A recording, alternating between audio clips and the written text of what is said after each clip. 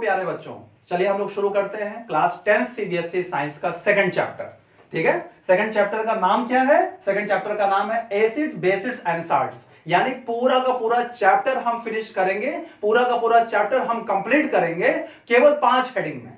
5 heading पढ़ाएंगे, पूरा का पूरा चैप्टर कंप्लीट करेंगे। थोड़ा सा बड़ा चैप्टर है, लेंथी चैप्टर है, लेकिन कोई नहीं, मेरा ये आपसे वादा है कि 1 बाय 1 करके सारी हेडिंग को आपके दिमाग में फीड कर देंगे, आपके ब्रेन में उसको बैठा देंगे।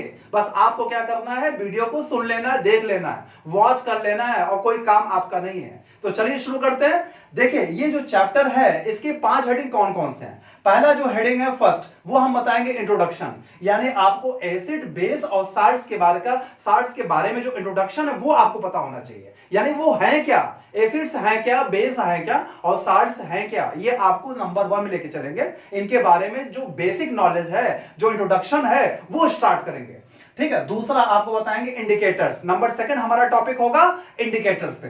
नंबर 3 टॉपिक होगा पीएच वैल्यू पे। और नंबर 4 होगा केमिकल रिएक्शन। देखिए chemical reaction of acid and bases, acid और बेसिस का जो केमिकल रिएक्शन है वो कैसे मेटल्स रिएक्ट करते हैं, कैसे बाइकार्बोनेट से रिएक्ट करते हैं, कैसे एसिड्स और बेस आपस में रिएक्ट करते हैं, वो सारी बात डिस्कस करेंगे हम लोग नंबर 4 में। और नंबर 5 में बात करेंगे इंपॉर्टेंट कंपाउंड। इंपॉर्टेंट कंपाउंड का मतलब इस चैप्टर में कुछ कंपाउंड पढ़ने हैं आपको, जैसे कास्टिक सोडा हो गया, कास्टिक पोटाश हो गया, वॉशिंग सोडा हो गया। कुछ जो इंपॉर्टेंट कंपाउंड हैं वो आपको पढ़ने हैं इस चैप्टर में, तो वो इंपॉर्टेंट कंपाउंड्स के बारे में हम लोग डिस्कस करेंगे। तो ये 5 हेडिंग में पूरा का पूरा चैप्टर फिनिश होगा और आपको क्या है, क्लास 10 का ये पूरा सेकंड चैप्टर तैयार हो जाएगा। आप आराम से अपने एग्जाम में लिख सकते हैं या किसी कॉम्पिटिटिव एग्जाम में बैठेंगे तो वहां सही ऑप्शन टिक कर सकते हैं। ओके स्टूडेंट्स, तो चलिए शुरू करते हैं। नंबर 1 है इंट्रोडक्शन। इंट्रोडक्शन की बात करें तो सबसे पहले हम लोग एसिड के लिए चलते हैं। एसिड, देखिए सबसे पहले अगर हम एसिड्स की बात करें तो एसिड्स में सबसे पहला पॉइंट आप याद करेंगे, केमिस्ट्री में एसिड्स उनको कहा जाता है, ऐसे सब्सटेंस जो एसिड कहलाते हैं वो प्रोटॉन को डोनेट करते हैं। ऐसे सब्सटेंस जो प्रोटॉन को डोनेट करे उसे एसिड कहा जाता है। यानी H+ को डोनेट करते हैं, जो H+ को डोनेट करे केमिस्ट्री में वो एसिड है। आपसे कोई पूछे what is acid, the substance which donate proton, जो ऐसा सब्सटेंस जो प्रोटॉन को डोनेट करता है वही आपका एसिड होता है। एसिड यानी H+ को डोनेट करता है। नंबर 2, अगर एसिड्स को वाटर में डिसॉल्व किया जाए, अगर एसिड्स को वाटर में हम लोग उसको डिसॉल्व करें तो एसिड्स हाइड्रोनियम आयन बना लेता है, हाइड्रोनियम आयन बना लेता है। ये नंबर 2 याद कर लीजिए, बहुत अच्छी डेफिनेशन है। ऐसे एसिड्स जो एसिड्स हैं अगर उनको वाटर में डिसॉल्व करेंगे तो वो हाइड्रोनियम आयन बना लेंगे। हाइड्रोनियम आयन का फार्मूला क्या होता है, H3O+। ये फार्मूला हाइड्रोनियम आयन का है। तो कैसे, जैसे एग्जांपल बात करें, एक एसिड है हाइड्रोक्लोरिक एसिड। अब हाइड्रोक्लोरिक एसिड को हम लोगों ने वाटर में डिसॉल्व कर दिया। अब वाटर में डिसॉल्व कर दिया तो ये वाटर से रिएक्ट किया करेगा, तो ये अब क्योंकि एसिड है तो प्रोटॉन को डोनेट करेगा, अपना H+ इनको दे देगा, वाटर को दे देगा। तो वाटर पहले से H2O थे, तो ये प्रोटॉन लेने के बाद H3O हो जाते हैं, H3O+ हो जाते हैं और क्लोरीन माइनस यहां बच जाता है। तो H3O+ का फॉर्मेशन होगा, यानी जब एसिड को आप वाटर में डिसॉल्व करेंगे तो वो हाइड्रोनियम आयन बनाएगा, अपना प्रोटॉन वाटर को देगा, तो वाटर को देगा तो बन जाएगा H3O+। तो सेकंड आपको याद हो गया। Number 1, the substance which donate proton is known as acid. When we dissolve acid in the water, hydronium ion is formed, यानी हाइड्रोनियम आयन का फॉर्मेशन होता है। तो हाइड्रोनियम आयन का फार्मूला भी याद है, H3O+। ठीक है, नंबर 3 बात करेंगे तो नंबर 3 तो आपको शुरू से याद है, आप जानते हैं अपने आप से। नंबर 3 जो एसिड्स के बारे में आपको जानना होता है कि acids are sour in test. Acids जो होते हैं वो खट्टे होते हैं, उनका टेस्ट खट्टा होता है। Acids are sour in test, खट्टे होते हैं स्वाद में। और एसिड्स क्या करते हैं, ब्लू लिटमस को रेड कर देते हैं, ब्लू लिटमस को रेड कर देते हैं। यानी लिटमस पेपर होता है, ये 2 टाइप का पेपर है, ब्लू और रेड कलर का लिटमस पेपर होता है। तो अगर हम लोग ब्लू लिटमस पेपर को एसिडिक सोल्यूशन में डालें तो वो रेड में कन्वर्ट हो जाएगा, और रेड लिटमस पेपर को हम लोग क्या करें, उसमें डालें तो एसिडिक सोल्यूशन में, तो उस पर कोई असर नहीं पड़ेगा। यानी ब्लू लिटमस पेपर को वो रेड में कन्वर्ट कर देते हैं। तो acids are sour in taste and they convert blue litmus into red. ठीक है, ये आपको कंफर्म हो गया। नंबर 3 याद हो गई। नंबर 4 की बात करें, एसिड्स जो होते हैं वो इलेक्ट्रॉन पेयर गेन करते हैं। इलेक्ट्रॉन पेयर को गेन करते हैं, वन पेयर इलेक्ट्रॉन को एक्सेप्ट करते हैं, वन पेयर इलेक्ट्रॉन को खींचते हैं। ये आप लिख सकते हैं। एसिड्स के बारे में कोई लिखने को बोले सब लिखते चले जाइए वन बाय वन करके, ठीक है। यानी ये वाली जो बात होगी ना, ये आपको यहीं से याद हो जाएगी, क्योंकि ये पॉजिटिव यानी H+ को डोनेट करते हैं, इसलिए नेगेटिव को गेन करेंगे। तो आपको ये कंफ्यूजन नहीं पैदा करेगा। आपको पता है एसिड्स प्रोटॉन डोनेटर होते हैं तो इलेक्ट्रॉन पेयर एक्सेप्टर होते हैं। यहां से ये आपको नंबर 4 बात याद हो गई। अब बात आती है सबसे स्ट्रॉन्ग एसिड की। तो सबसे स्ट्रॉन्ग एसिड की बात करेगा तो आपको देखना है एग्जाम में ऑप्शन क्या दिया है। अगर आपको मल्टीपल चॉइस क्वेश्चन दे रहा है तो उसमें ऑप्शन क्या दिया है, तो आप देखिएगा हाइड्रोजन क्लोराइड यानी हाइड्रोक्लोरिक एसिड, ये तो नहीं दिया है। या तो आपको दिया होगा सल्फ्यूरिक एसिड यानी H2SO4 सल्फ्यूरिक एसिड, या तो फिर आपको दिया होगा नाइट्रिक एसिड यानी HNO3। ये 3 एसिड है जो स्ट्रॉन्गेस्ट एसिड्स कहे जाते हैं। वैसे स्ट्रॉन्गेस्ट और जो वीक एसिड की पहचान होती है, जिसमें ज्यादा हाइड्रोजन होगा वो स्ट्रॉन्गेस्ट होगा, ठीक है, उसकी पहचान होती है। जिसमें कम हाइड्रोजन होगा वो थोड़ा वीक एसिड होता है। लेकिन स्ट्रॉन्गेस्ट और वीकनेस की पहचान पीएच वैल्यू के आधार पर भी की जाती है। तो पीएच वैल्यू इनके जिनके सबसे कम पीएच वैल्यू होंगे वो सबसे स्ट्रॉन्ग होगा, ठीक है। तो सबसे कम पीएच वैल्यू हाइड्रोक्लोरिक एसिड का होता है, सबसे स्ट्रॉन्ग होता है। उसके बाद सेकंड नंबर पे आता है सल्फ्यूरिक एसिड, थर्ड नंबर पे आता है नाइट्रिक एसिड। लेकिन आपको एग्जामों में पूछता है स्ट्रॉन्गेस्ट एसिड, तो इन तीन में से किसी एक का नाम अक्सर दिया जाता है ऑप्शन में, ठीक है। अगर आपको ऑप्शन ए वहां लिखना है तो तीनों का नाम लिख दीजिए, they are known as strongest acid, ठीक है। अब बात करते हैं कुछ बेसिक बातें इनकी जान लीजिए, इन तीनों की जान लीजिए। ये जो सल्फ्यूरिक एसिड होता है इसे किंग ऑफ एसिड कहा जाता है। किंग ऑफ एसिड, अगर आपसे कोई पूछे which acid is known as king of acid, तो आपको बता देना sulphuric acid. Sulphuric acid king of acid क्यों होता है, क्योंकि बहुत ज्यादा यूजफुल है, बहुत ज्यादा इसकी यूजफुलनेस होने के कारण इसको हम लोग किंग ऑफ एसिड कहते हैं। जितने भी बैटरी हैं, जितने भी आप कह सकते हैं कि हमारे आपके घर में बैटरी का इस्तेमाल हो रहा है, कार की बैटरी का इस्तेमाल हो रहा है, जितने बैटरी है सब में जो एसिड पड़ी हुई है वो एसिड सल्फ्यूरिक एसिड होती है। तो बहुत ज्यादा यूजफुल होने की वजह से इसे बोला जाता है किंग ऑफ एसिड, ठीक है। अच्छा, दूसरी बात, ये जो HCl है और HNO3 है, इनको अगर मिला दे 3:1 में, यानी HCl को 3 लीटर और HNO3 नाइट्रिक एसिड को 1 लीटर, इनको मिक्स कर दें तो ये एक्वा रेजिया कहलाता है। एक्वा रेजिया, तो आपको बिल्कुल कोई कंफ्यूजन नहीं होना चाहिए। आपको कहना है कि sir aqua regia, aqua regia का मतलब है कि ये जो है एक्वा रेजिया एक आप कह सकते हैं सोल्यूशन है, एक जो है मिक्सचर है, किसका किसका, हाइड्रोक्लोरिक एसिड का और नाइट्रिक एसिड का, दोनों को मिक्स किया गया। किस रेशियो में, 3:1 में। कभी कभी नाम इसको पहले दे देता है उसको बाद में देगा तो रेशियो पलट जाएगा। आपको किसी एक को ढंग से याद कर लेना है, चाहे वो नाइट्रिक एसिड हो चाहे वो हाइड्रोक्लोरिक एसिड हो। अगर नाइट्रिक एसिड आपने याद कर लिया तो 1 लीटर और 3 लीटर वो रहेगा। ये जो एक्वा रेजिया है ना, इसका इस्तेमाल करता है गोल्ड स्मिथ। जो गोल्ड स्मिथ होते हैं, जो सोनार होते हैं, जो ज्वेलरी को साफ करते हैं, वो इसका इस्तेमाल करते हैं ज्वेलरी को साफ करने में, ताकि वो ज्वेलरी में और शाइनिंग आ जाए, तो वो उसका इस्तेमाल करते हैं। तो ये आपको sulphuric acid king of acid हो गया, एक्वा रेजिया, इन सब के बारे में जानकारी हो गई। बैटरी में जो एसिड इस्तेमाल की जाती है वो सल्फ्यूरिक एसिड इस्तेमाल की जाती है। ये आपको जानकारी यहां से इतना इंट्रोडक्शन के बारे में चल रहा है, ठीक है। ये आपको पता चल रहा है कि एसिड की क्या है। तो आपको अगर एसिड बारे में लिखना हो तो आप डिटेल में लिख सकते हैं ये सारी बातें। मल्टीपल चॉइस क्वेश्चन करना हो तो acids are, first option is proton donator, proton acceptor, electron donator, electron acceptor, proton donator. इसी को मल्टीपल चॉइस क्वेश्चन में बनाएगा तो भी आप उसको भी कर सकते हैं, ठीक है। एमसीक्यू में करेगा तो भी कर सकते हैं, और वैसे आपको लिखना हो तो आप आराम से इसको बना करके आराम से लिखते चले जाइए एसिड्स के बारे में। अब हम बताएंगे आपको हम क्या चीज खाते हैं उसमें कौन सी एसिड होती है, थोड़ा इस पर डिस्कस करेंगे। बहुत ज्यादा टफ नहीं, आपको बताएंगे क्या चीज आप खाते हो उसमें कौन सी एसिड होती है, ठीक है स्टूडेंट। तो एसिड्स के बारे में भी चल रहा है इंट्रोडक्शन। तो ऐसे इंट्रोडक्शन आपको बेस का बता देंगे और आपको इंट्रोडक्शन बता देंगे किसका, आपको बता देंगे सॉल्ट का। तो इंट्रोडक्शन पूरा खत्म हो जाएगा, आपको अच्छी जानकारी हो जाएगी उन सब के बारे में। ओके स्टूडेंट्स, चलिए तो हम लोग आते हैं, देखिए कैसे पढ़ेंगे इसको। इसको पढ़ने के लिए सबसे सिंपल हम लोग कॉलम बना लेते हैं। कॉलम बना के पढ़ेंगे तो और अच्छा रहेगा। कॉलम अगर बना लेते हैं ना तो उससे पढ़ने से तो और अच्छा आपको समझ में आएगा। बहुत टफ नहीं है, किसी चीज को याद करना बहुत टफ नहीं होता है, बस डिपेंड करता है कि आप कितना उसको सोच रहे हैं, कितना आप उसको ध्यान से सुन रहे हैं, ठीक है। देखिए बहुत टफ नहीं है। अगर आपने क्या किया, 2 कॉलम बना लिया, सिर्फ और सिर्फ 2 कॉलम ऐसे बना लिया, ठीक है। एक तरफ आपने लिख दिया सोर्सेस, सोर्सेस का मतलब है कि आप जो खाते पीते हैं, ठीक है। एक तरफ आपने लिख दिया एसिड, यानी उसमें क्या चीज कौन सी एसिड पाई जाती है। तो हम बात कर ले सोर्सेस की, सोर्सेस की बात कर ले तो पहले बात कर ले लेमन की। देखिए नंबर फर्स्ट में लेमन, लेमन के अलावा आप कह सकते हैं कि मौसम्बी, ठीक है, मौसम्बी, और आप कह सकते हैं जो है नंबर थर्ड जो है ऑरेंज। इन तीनों में एक ही एसिड है, ऑरेंज, इन तीनों में एक ही एसिड है, वो एसिड है जो है साइट्रिक एसिड। ठीक, कोई कंफ्यूजन नहीं, कौन सी एसिड है? Citric acid. बिल्कुल कंफ्यूज नहीं होना है, लेमन का पूछ ले, मौसम्बी का पूछ ले, ऑरेंज का पूछ ले, तीनों में एक ही एसिड है। कौन सी एसिड है? Citric acid. नंबर सेकंड में चलेंगे, नंबर सेकंड पे हम बात करेंगे टैमरिंड की। टैमरिंड की बात कर लें, या तो फिर हम लोग जो है ग्रेप्स की बात कर लें, ग्रेप्स की बात कर लें। तो ग्रेप्स और टैमरिंड में जो एसिड होती है वो एसिड होती है टार्टरिक एसिड। टार्टरिक एसिड ऐसे रट जाएगा, बहुत टफ नहीं है। टार्टरिक एसिड पूछेगा, आप टैमरिंड यानी इमली को जानते रहिए, और अंगूर में ग्रेप्स की बात कर रहा है। तो नंबर थर्ड की बात करेगा, नंबर थर्ड तो सबको याद है, आपको मिल्क पूछ ले, आपको कर्ड पूछ ले, है ना, मिल्क और कर्ड में एक ही एसिड होती है, कौन सी होती है बच्चा? Lactic acid. सबको याद है, ये क्वेश्चन आता है तो सारे बच्चे कर लेते हैं।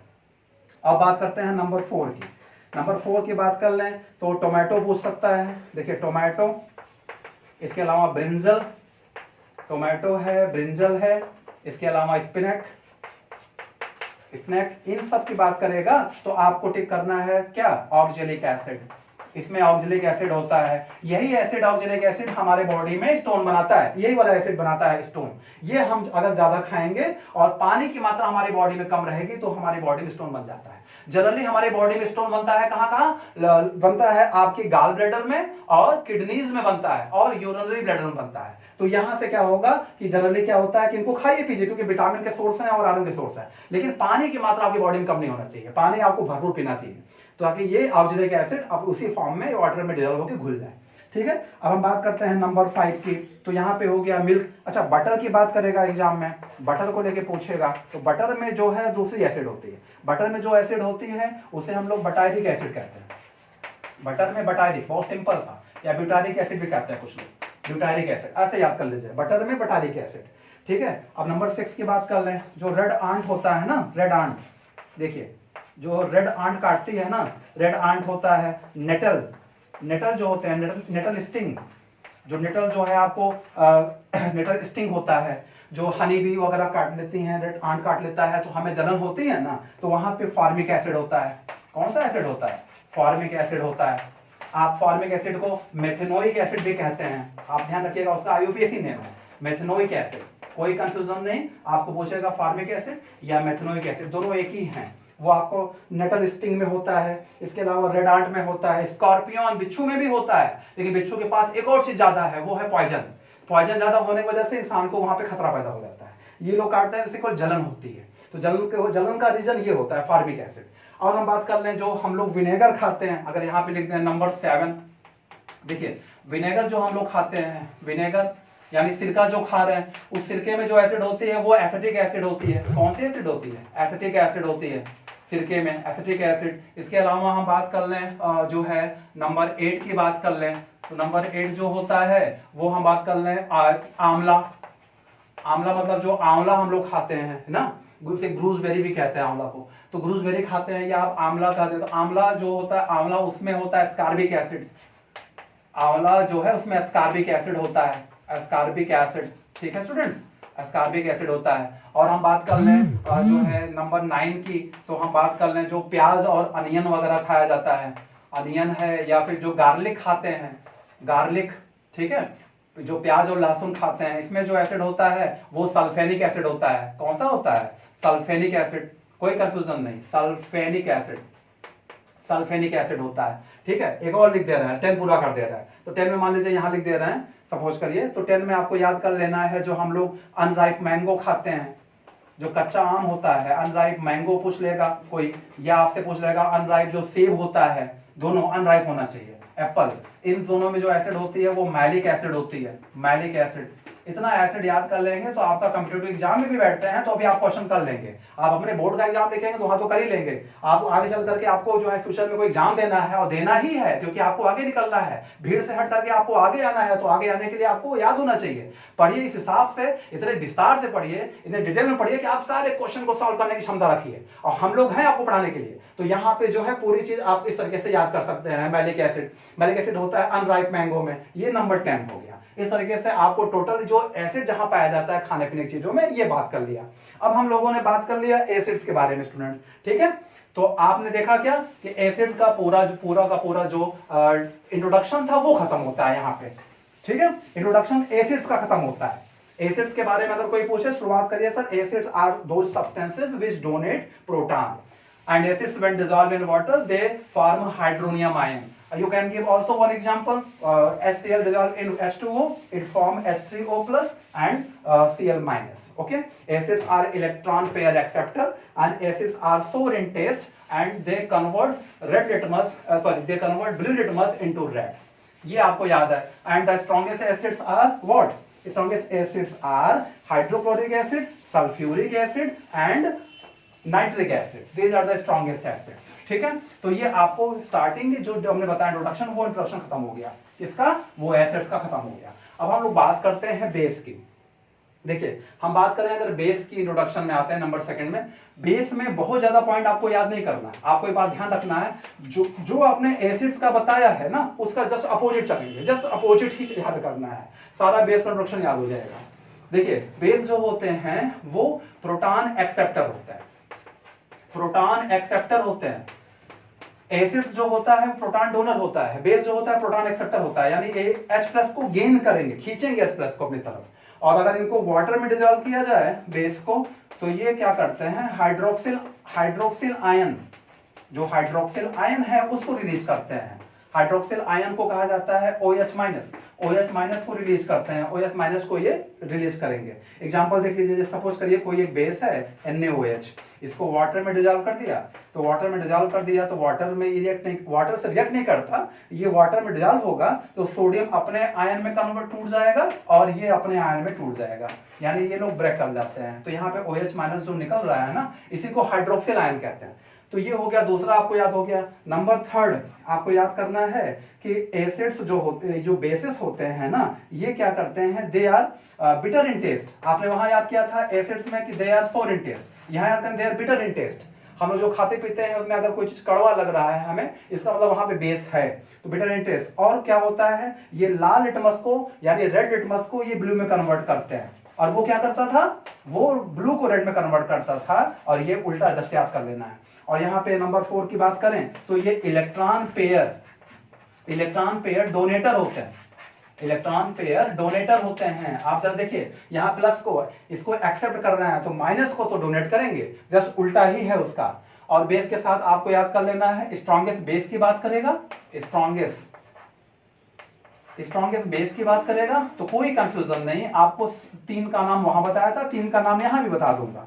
आपको याद कर लेना है, पहला कास्टिक सोडा NaOH, ठीक है, कास्टिक सोडा। आप दूसरा याद करेंगे कास्टिक पोटाश KOH, फार्मूला भी याद करिए, कोई दिक्कत नहीं है। केमिकल नेम जानते हैं, सोडियम हाइड्रोक्साइड, OH को हाइड्रोक्साइड कहते हैं, और यहाँ पे पोटेशियम हाइड्रोक्साइड, OH को हाइड्रोक्साइड कहते हैं। तो NaOH KOH। इसके अलावा आप याद कर लीजिए लाइम वाटर, ये आपका स्ट्रॉन्गेस्ट बेस में आ जाता है। स्ट्रॉन्ग बेस की बात करेगा तो आप ये याद कर लीजिए, आप कहेंगे सर CaOH का होल ट्वाइस, ये आपका हो गया CaOH होल ट्वाइस, ये आपका हो गया लाइम वाटर। तो इस तरीके से ये स्ट्रॉन्गेस्ट बेसिस में आ गए। अब बात करते हैं, अगर कोई बेस है और वो वाटर में डिसॉल्व हो गया, अगर वाटर में डिसॉल्व हो गया, ये तो वाटर में अगर ये डिसॉल्व हो जाता है तब उसको साइंस में कहा जाता है अल्कली, यानी उसको फिर अल्कली नाम देते हैं। यानी ऐसे बेस जो वाटर में डिसॉल्व हो जाते हैं वाटर में, तो उनको अल्कली कहते हैं। इसी पे बेसिस बना है अल्कली मेटल। तो अल्कली मेटल जितने भी हैं वो ऐसे बेसिस बनाते हैं, ऐसे बेसिस से बन के आते हैं जो वाटर में डिसॉल्व हो जाते हैं। तो अगर वाटर में डिसॉल्व हुए तो उनको अल्कली कहा जाएगा, नहीं डिसॉल्व हुए तो बेसिस तो है ही है। यानी सारे अल्कली, जितने भी अल्कली हैं वो सारे बेसिस हैं, लेकिन सारे जो बेसिस है वो अल्कली नहीं होते। तो कहने का मतलब वाटर में अगर डिसॉल्व हो रहा है तो अल्कली कहलाएगा, अगर वो वाटर डिसॉल्व नहीं हो रहा है तो आप उसे बेसिस ही कहिए, या आप अल्कली को बेसिस कह सकते हैं, कोई दिक्कत नहीं है, ठीक है। तो ये आप कुछ प्रॉपर्टी आपने याद किया, इंट्रोडक्शन ये बेसिस के लिए याद किया। किसके लिए याद किया? बेसिस के लिए। तो एसिड का पहले हो चुका था, बेसिस का ही हो गया। अब देखिए साल्ट की बात करते हैं। साल्ट के बारे में इंट्रोडक्शन याद करना बहुत ज्यादा टफ नहीं है, बिल्कुल टफ नहीं है, एकदम याद हो जाएगा। पहले आप मुझे बताइए बेस के बारे में। तो बेसिस से स्टार्ट करेंगे, आपको लिखना है तो आप लिखेंगे bases are proton acceptor, bases accept, bases gain proton, okay. and bases are when dissolved in water they form hydroxyl ion, they form OH- ion when dissolved in water. Okay, you can give also one example, आप एक example दीजिए, sodium hydroxide plus H2O, तो वो बन जाएगा वहां पे क्या, NaOH, Na प्लस अलग हो जाएगा, OH माइनस अलग हो जाएगा, वाटर से रिएक्ट नहीं करते, वाटर आप एरो के ऊपर लिख देंगे। ठीक है स्टूडेंट्स, तो इस तरीके से आप दे देंगे बेसिस की जो डेफिनेशन है, और बेसिस में आप बता देंगे they are bitter in taste and they convert red litmus into blue. ठीक है, इस तरीके से आप बेसिस की पूरी जो इंट्रोडक्शन क्लास आप जानते रहेंगे। अब हम बात करें साल्ट का इंट्रोडक्शन, तो साल्ट का इंट्रोडक्शन भी बहुत आसान है, बहुत टफ नहीं है। आपको करना क्या है, साल्ट में तो ऐसे ही बच्चा याद कर लेता है, when acids and base react with each other they form salt, definition यही से याद करिए, when acids and base react with each other they form salt, यानी एसिड और बेस ने रिएक्ट किया तो साल्ट का फॉर्मेशन होता है और वाटर रिलीज होता है, एंड वाटर इज रिलीज, ये जरूर लिख दीजिए। When acids and base react with each other, they form salt and water is released. This process is known as neutralization reaction. आप ये भी कह सकते हैं कि जो salt का फॉर्मेशन होता है वो न्यूट्रलाइजेशन रिएक्शन के थ्रू होता है, न्यूट्रलाइजेशन रिएक्शन के थ्रू होता है, न्यूट्रलाइजेशन रिएक्शन, ये जो रिएक्शन है इसके थ्रू होता है, आपको यो है याद कर लेना है। ठीक है स्टूडेंट्स, बहुत टफ नहीं है। तो आपसे कोई पूछे कैसा, दो बात तो यहां से आप बता देंगे कि when acid and base react with each other they form salt and water.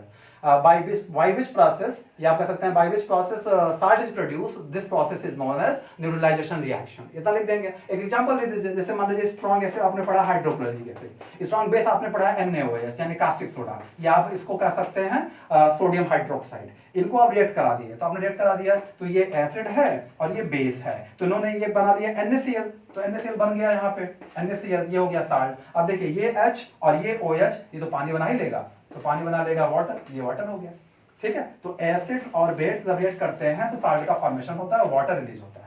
तो इस तरीके से आप एसिड और बेस और साल्ट, ये जो है यहाँ पे आप जो है इनके इंट्रोडक्शन को खत्म कर पाए। यानी पहला देखिए, आप बड़े क्लासों में आएंगे तो आपको साल्ट का पूरा जो है क्लासिफिकेशन पढ़ना होता है, साल्ट कितने टाइप्स होते हैं वो भी पढ़ना होता है। तो वहां पे आप पढ़ेंगे पूरा कॉमन सॉल्ट, वहां पे एसिडिक सॉल्ट, वहां बेसिक सॉल्ट, वहां पे पढ़ेंगे आप हाइब्रिड सॉल्ट, वहां पढ़ेंगे आप डबल सॉल्ट, बहुत से सॉल्ट हैं, तो वहां पे पढ़ेंगे पूरा टाइप। लेकिन आपके लेवल से थोड़ा ज्यादा पढ़ाते हैं ताकि आपको समझ में आ जाए, तो आप अपने स्टैंडर्ड में यहां तक कवर करेंगे। ठीक है स्टूडेंट्स, अब हम बात करते हैं नंबर 1 को, जो हम पढ़ा रहे थे आपका एसिड और बेसिस और साल्ट का इंट्रोडक्शन, वो यहां पे खत्म होता है। अब हम लोग आते हैं नंबर 2। तो नंबर 2 क्या है बताइए, नंबर 2 पढ़ना है इंडिकेटर्स। देखिए इंडिकेटर्स में आपको सबसे पहले जानना है इंडिकेटर्स होते क्या हैं। वाटर इंडिकेटर्स, सबसे पहले आपको यही जानना है इंडिकेटर्स हैं क्या। तो वाटर इंडिकेटर्स सबसे पहले ये जानना है। देखिए इंडिकेटर्स ऐसे सब्सटेंस हैं केमिस्ट्री में, ऐसे केमिकल आप कह सकते हैं, ऐसे केमिकल हैं या ऐसे सब्सटेंस हैं जो हमें पहचान कराते हैं कि ये सब्सटेंस एसिड है कि बेस। आप किसी सब्सटेंस को ले जाइए लैब में, आप वहां से पहचान करेंगे कि ये सब्सटेंस एसिड है कि बेस। आपको क्या करना है, आप जो है इंडिकेटर का इस्तेमाल कर लेंगे। तो आपको एग्जाम में 2-3 इंडिकेटर हैं जो ज्यादा पूछे जाते हैं, तो उन 2-3 इंडिकेटर से बहुत ज्यादा टफ नहीं है, उसको हम लोग लेके चलेंगे, आपको 1 बाय 1 करके समझाते चलेंगे। देखिए यहां पे हम बात कर लेंगे, सपोज करिए यहां पे हम लोग लिखते हैं ब्लू लिटमस, ब्लू लिटमस देख रहे हैं, ब्लू लिटमस ये हो गया। और हम बात करें रेड लिटमस, रेड लिटमस ये हो गया, ठीक। और हम बात करें फिनैप्थलीन, यहां पे हम बात करें फिनैप्थलीन, फिनैप्थलीन,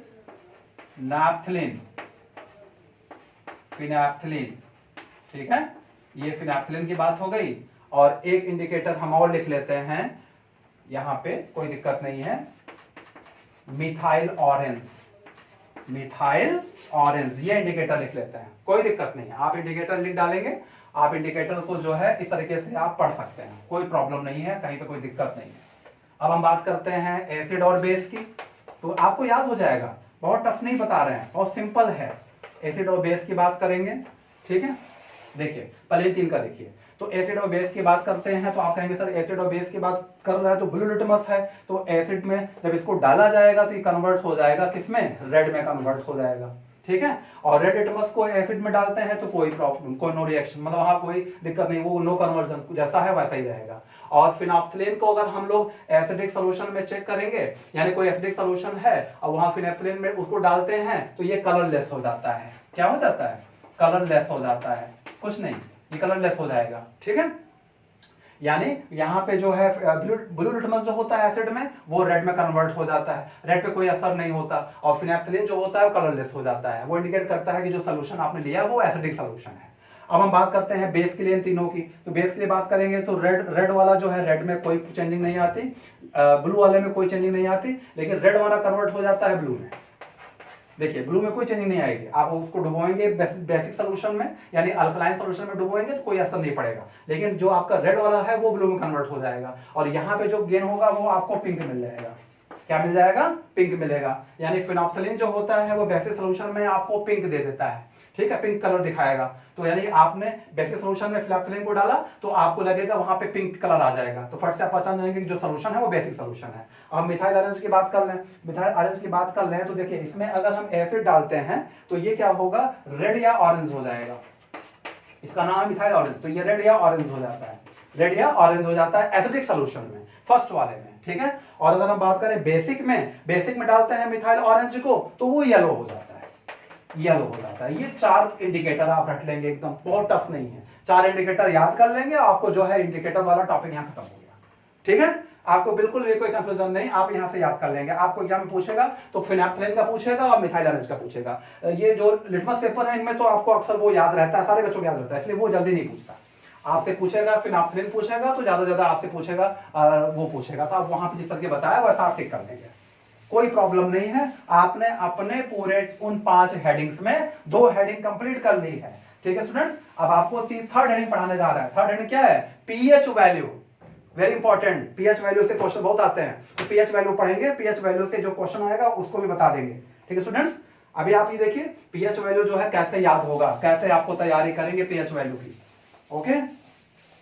एक एक बात आपको रटाते जाएंगे। आपको क्या करना है, बस कंसंट्रेट बना करके आप अपनी पढ़ाई पे ध्यान देते रहिए। खाते पीते समय भी आप मोबाइल का ये वीडियो देख सकते हैं, लैपटॉप पे देख सकते हैं, आप पढ़ते रहिए। आप पढ़ते रहेंगे तो आपका नॉलेज बढ़ता रहेगा, और जितना नॉलेज बढ़ेगा उतना ज्यादा आप परसेंटेज गेन करेंगे, और जितना ज्यादा परसेंटेज गेन करेंगे उतना ज्यादा आपको जो है आगे बढ़ने का मौका मिलता जाएगा। तो हम लोग बात करते हैं नंबर थर्ड की बात करें पीएच वैल्यू। देखिए पीएच वैल्यू की बात करें तो सबसे पहले यहां मैं लिख देता हूं पीएच जब भी लिखा जाता है पी स्मॉल कर दीजिए, एच बड़ा बना दीजिए।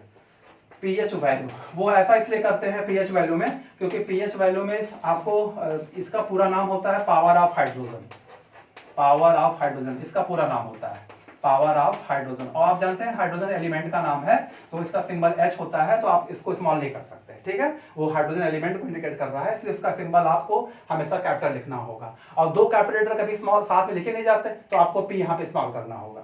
अब हम बात करें, या तो आप इसको एक नाम और दे सकते हैं, इसको आप कह सकते हैं percentage of hydrogen, percentage of hydrogen भी कह सकते हैं, तो कोई दिक्कत नहीं है, परसेंटेज ऑफ हाइड्रोजन, ठीक है students, percentage of hydrogen, okay very good.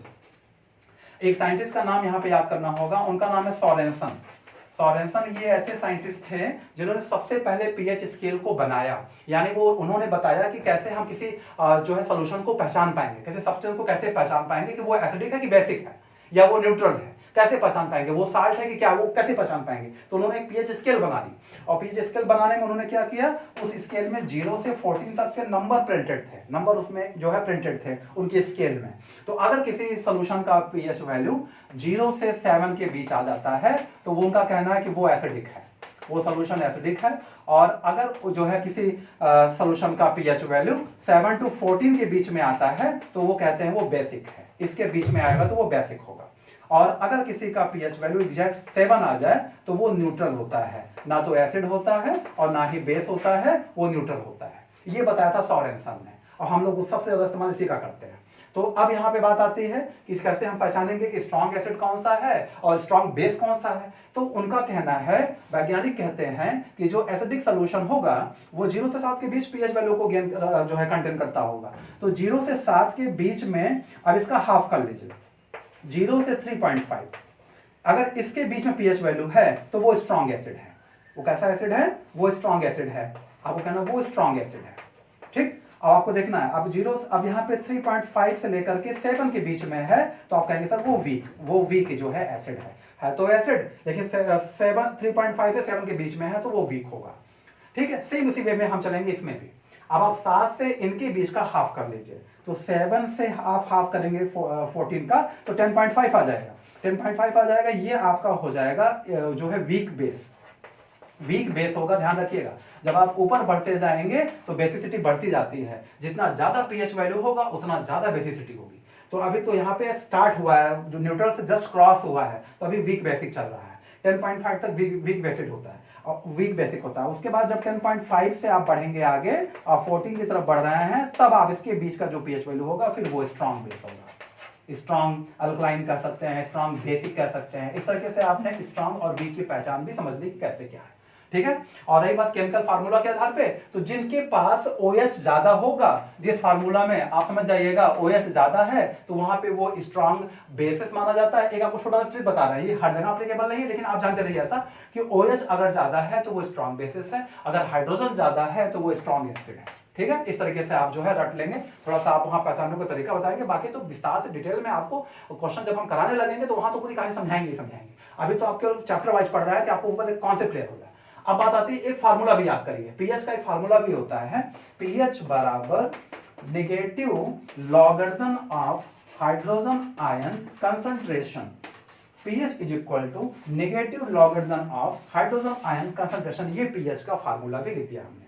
यहाँ पे नेगेटिव लॉग ध्यान रखिएगा, एग्जामों में आपको कंफ्यूज करने के लिए प्लस लॉग भी दिया जाता है, तो आपको कोई कंफ्यूजन नहीं होना चाहिए। Negative logarithm of hydrogen ion concentration, ये पीएच जो वैल्यू नंबर 3 पढ़ा रहे थे, ये तो मैंने बताया आपको अच्छे से। अभी कुछ ऐसे मैं आपको सब्सटेंस बताऊंगा जिनका पीएच वैल्यू भी आपको याद कराऊंगा, यानी आपको कुछ का पीएच वैल्यू भी याद करना होगा, जिससे आपको क्या होगा कि आपको एग्जाम में कंफ्यूज नहीं होंगे, आप अपने क्वेश्चन को इजी वे में कर पाएंगे। जिसका भी पीएच वैल्यू पूछा जाता है आपकी परीक्षाओं में, ज्यादातर आपको उन्हीं को पढ़ाया जाता है, ताकि आप अपना क्वेश्चन आराम से कर सके स्टूडेंट, ठीक है। बहुत ज्यादा टफ नहीं, आप अपना आराम से क्वेश्चन कर पाएंगे, ठीक है। पेशेंस बना करके आपको देखना होता है, समय देना होता है, अपनी लाइफ को ब्राइट बनाना है, अपनी लाइफ को स्टेबल करना है, तो आपको समय देना होगा। समय देंगे तो आपको सारी चीज, पूरी चीज हम आपको क्लियर करते चलेंगे। ओके स्टूडेंट्स, चलिए आते हैं हम लोग आगे की तरफ बढ़ते हैं।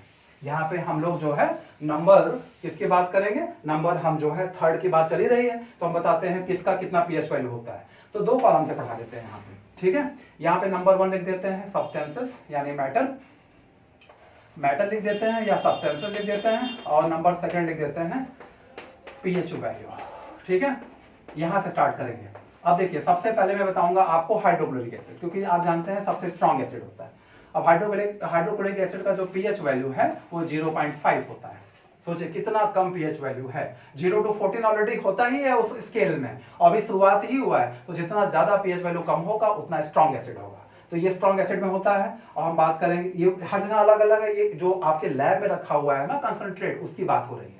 बाकी हमारे स्टमक से भी निकलता है हाइड्रोक्लोरिक एसिड, वहां पे 1 से 3 के बीच होता है, वो हल्का सा कम एसिडिक है, लेकिन जो लैब में रखा है 100% वो तो है ही है, ठीक है। तो बात कर रहे हैं हम सल्फ्यूरिक एसिड की, जो आपका तेजाब, इसे तेजाब भी कहा जाता है, जो तेजाब वर्ड यूज करते हैं ना, एसिड, यही है एसिड, मतलब यही है मेन तेजाब, बहुत ज्यादा ये हार्मफुल होता है, ठीक है। तो इसलिए क्या है, सल्फ्यूरिक एसिड का जो पीएच वैल्यू है वो आप याद कर सकते हैं कि 1 से 1.5 के बीच में याद कर लेंगे तो कोई दिक्कत नहीं होगी, ठीक है। और जो नाइट्रिक एसिड होता है उसका जो पीएच वैल्यू होता है नाइट्रिक एसिड का, आप याद कर लेंगे 1.2 से 1.6 के बीच में होता है, वो इस तरीके से याद हो जाएगा। लेमन जूस, जो नींबू का रस होता है, नींबू का रस बहुत खट्टा होता है, बहुत खट्टा है, तो उसका जो पीएच वैल्यू है वो याद कर लीजिए 2.2 से 2.4, ये याद कर लेंगे, ठीक है। और हम बात कर लें विनेगर की बात कर लें, तो जो विनेगर होता है, विनेगर का जो पीएच वैल्यू है वो भी ऑलरेडी कम है, ये भी स्ट्रॉन्ग एसिड में आता है, ये आपका हो जाता है 3.2 से 3.8 तक याद कर लेंगे, कोई दिक्कत नहीं है, ठीक है। अब इस तरीके से हम बात करें, सपोज करिए जो रेन होता है, जो रेन का जो पानी, जो रेन वाटर होता है, जो रेन का पानी है वो भी हल्का एसिडिक है, उसमें उसका जो पीएच वैल्यू है वो होता है 6 से 6.5, ये होता है रेन का, ठीक है। इसके अलावा आप एसिड रेन, एक जो सबसे पहली बरसात होती है, मतलब आज कई महीनों बाद जो पहली बरसात होती है उसे एसिड रेन कहते हैं, वो और एसिडिक होता है, वो 5.6 से 6.0 या ऐसे से भी कम। अब तो इतना पोल्यूशन हो रहा है कि इससे भी कम पीएच वैल्यू, 5.6 से भी कम पीएच वैल्यू हो गया कहीं कहीं का, ठीक है। तो एसिड रेन वाटर गिरता है जब कई महीनों बाद, जब बारिश पहली बार हो रही है, तो तो वो एसिड रेन होता है। ठीक है, अब बात कर लें जो है ये आपका जो वाटर है, जो हम पानी पीते हैं, प्योर वाटर की बात कर लें। ठीक है, जो पानी आपको एग्जाम में वाटर पूछ ले, प्योर वाटर पूछ ले, आपको कोई कंफ्यूजन नहीं। आपको एग्जाम में पूछ ले वाटर, आपको पूछ ले एग्जाम में प्योर वाटर, कोई कंफ्यूजन नहीं। आपको जो है टिक कर देना है 7.0। ना एसिड है ना ही बेस है, ये न्यूट्रल होता है, यानी एम्फोटेरिक नेचर रखता है। एम्फोटेरिक का मतलब जो एसिड और बेस दोनों की तरह व्यवहार करते हैं, उन्हें हम एम्फोटेरिक कहते हैं। तो ये हो गया हमारा प्योर वाटर। इसके बाद हम बात कर लें जो है, अभी हम मिल्क की बात कर लें कि मिल्क हल्का एसिडिक है। मिल्क जो होता है वो हल्का एसिडिक होता है। तो मिल्क जो होता है इसका पीएच वैल्यू क्या होता है आप याद कर सकते हैं, वही 6.2 से 6.6, 6.7 तक इस तरीके से पीएच वैल्यू याद कर सकते हैं मिल्क का। और जो ब्लड होता है, ब्लड का जो पीएच वैल्यू है, ब्लड का अगर हम बता दें, ब्लड का जो पीएच वैल्यू है वो 7.4 होता है। जो टीयर्स निकलते हैं, टीयर्स का जो पीएच वैल्यू है उसका भी 7.4 होता है। जो वाटर, समुद्र का वाटर है, सी वाटर का जो पीएच वैल्यू होता है ना, सी वाटर का, वो 8.5 होता है। 8.5 कहने का मतलब है कि ये थोड़ा हल्का सा जो है बेसिक नेचर लगता है, क्योंकि इसमें साल्ट घुले हुए हैं ना, तो वो बेसिसिटी इसमें आ जाती है। और हम बात करें जो है कास्टिक सोडा की बात कर लें। कास्टिक सोडा जो आपने पढ़ा है सबसे स्ट्रॉन्ग बेसिस में आता है कास्टिक सोडा। इसका पीएच वैल्यू की बात कर लें तो ये होता है अप्रॉक्स 13 के जो है पास होता है अप्रॉक्स। और हम बात कर लें लाइम वाटर की, तो लाइम वाटर जो आपने पढ़ा है इसका भी जो है लगभग 13 के आसपास होता है, इसका भी लगभग 13। उसके बाद हम बात कर लें जो से यहाँ पे लाइम वाटर हो गया। हम बात कर लें कास्टिक पोटाश की, है ना। कास्टिक पोटाश की बात कर लें तो कास्टिक पोटाश जो होता है उसका पीएच वैल्यू जो है ये भी क्योंकि हाईली स्ट्रॉन्ग बेसिस में आता है, तो इसका पीएच वैल्यू भी आपका अप्रॉक्स 13 के आसपास रहेगा। ठीक है, कुछ नॉर्मली और हैं जिनको भी याद कर लें, जैसे हम बात कर लें कैरेट जूस की बात कर लें, है ना। कैरेट जूस का अगर पूछेगा, जो कैरेट का जूस होता है उसका पीएच वैल्यू अप्रॉक्स 6 याद करिए, अप्रॉक्स 6 याद कर लीजिए कैरेट जूस के लिए। आपको कॉफी का पूछ ले, कॉफी का पीएच वैल्यू क्या है, जो कॉफी आप पीते हैं, है ना, उसका पीएच वैल्यू पूछता है। तो देखिए 4.8 से यहाँ पे 5.1 याद कर लीजिए। 5.1 कहने का मतलब क्या है कि कॉफी का जो जूस है वो एसिडिक मीडियम में है। 4.8 से 5.1 होता है। और भी पीएच वैल्यू पूछता है, जैसे हम बात कर लें एग्जाम में पूछ सकता है यूरिन का, जो यूरिन होता है उसका पीएच वैल्यू। तो देखिए ये बहुत लंबा वेरिएशन होता है इसमें 4.8 से 8.4 के बीच में होता है। एक्चुअल में होता क्या है कि दुनिया में इतने लोग हैं, पीएच वैल्यू जो है लंबा वेरिएशन होता है यूरिन का। और सलाइवा, अगर सलाइवा की बात करें, जो लार निकलता है, जो सलाइवा निकलता है आपके माउथ में, उसका पीएच वैल्यू भी 6.5 से 7.5 के बीच में होता है। यानी कि कुछ लोगों का एसिडिक है, कुछ लोगों का बेसिक है, कुछ लोगों का जो है ये न्यूट्रल होता है। तो इस तरीके से पीएच वैल्यू है जो आपके दैनिक जीवन में जो चीजें हैं उनका जो यूज है उसके आधार पर इस सबका पीएच वैल्यू बताया गया है। और पीएच वैल्यू में हम लोग पढ़ सकते हैं importance of pH in our everyday life. हमारे एवरीडे लाइफ में इंपॉर्टेंस क्या है पीएच की, importance of pH in our everyday life. ठीक है, यहां से पहला क्वेश्चन याद करेंगे, क्या याद करेंगे, are plants and animals pH sensitive. यानी जो प्लांट्स और एनिमल्स होते हैं वो पीएच सेंसिटिव होते हैं। Are plants and animals are pH sensitive. देखिए प्लांट्स और एनिमल्स पीएच सेंसिटिव तो होते ही हैं। अब हमारा जो बॉडी स्ट्रक्चर होता है ना, जितने लिविंग ऑर्गेनिज्म होते हैं वो 7 से 7.8 पीएच वैल्यू में सर्वाइव करते हैं। इस पीएच वैल्यू में वो सर्वाइव करते हैं, वो उसमें जो है रहना पसंद करते हैं, उनमें इसमें इनका जो फंक्शन होता है वो अच्छे से चलता है। तो 7 to 7.8 के बीच में हमारी बॉडी में जो भी चीजें हैं, अगर पीएच वैल्यू उसकी इस रेंज के बीच में आता है तो वो नॉर्मल माना जाता है। अब जैसे यूरिन का देख लीजिए, यूरिन का 4.8 से 8.4 है, अगर 7 से ऊपर है तो वो ठीक है, लेकिन 7 से नीचे तो जो लोग पानी वगैरह कम पीते हैं उनका पीएच वैल्यू घट जाता है, तो यूरिन होते समय जो है जलन भी होगी। इस तरीके से जो एसिडिक नेचर हो जाता है। तो ज्यादातर प्लांट हो या एनिमल हो, ज्यादातर इस पीएच वैल्यू में सर्वाइव करते हैं। आपने देखा होगा जो तालाब में जो जलीय जीव पाए जाते हैं, जो एक्वाटिक ऑर्गेनिज्म पाए जाते हैं, रिवर में पाए जाते हैं, पॉन्ड्स में पाए जाते हैं, तालाब में पाए जाते हैं, है ना। जब एसिड रेन होती है, अब क्योंकि एसिड रेन का पीएच वैल्यू जो होता है वो 5.6 होता है। जब वो गिरेगी उस तालाब के पानी में तो क्या करेगा, वाटर के पीएच वैल्यू को रिड्यूस कर देता है। और वाटर का पीएच वैल्यू जब रिड्यूस होता है ना, तो वो बेचारे जो है मरने लगते हैं। तो कहने का मतलब उनको एक प्रॉपर एक जो है लो रेंज का वो पीएच वैल्यू फॉलो करते हैं जिसमें वो जीवित रहते हैं, तो फिर वो मर जाते हैं। तो एक्वाटिक जितने भी एनिमल हैं, एक्वाटिक जितने प्लांट हैं वो सूखने लगते हैं, एनिमल मरने लगते हैं। तो ये एसिड रेन वगैरह जो है इसलिए बहुत हार्मफुल माना जाता है। ठीक है, तो यहाँ पे आप पहला क्वेश्चन आपसे कोई पूछे, are plants and animals pH sensitive? Yes sir, plants and animals both are pH sensitive because उनको एक रेंज चाहिए पीएच वैल्यू के लिए, उसमें वो सर्वाइव करते हैं, नहीं तो उनकी डेथ हो जाती है। अगर हम बात करें what is the pH value of your backyard, अगर आप अपने बैकयार्ड में जो है जो आपका आंगन उसमें चेक करिए कितना पीएच वैल्यू है।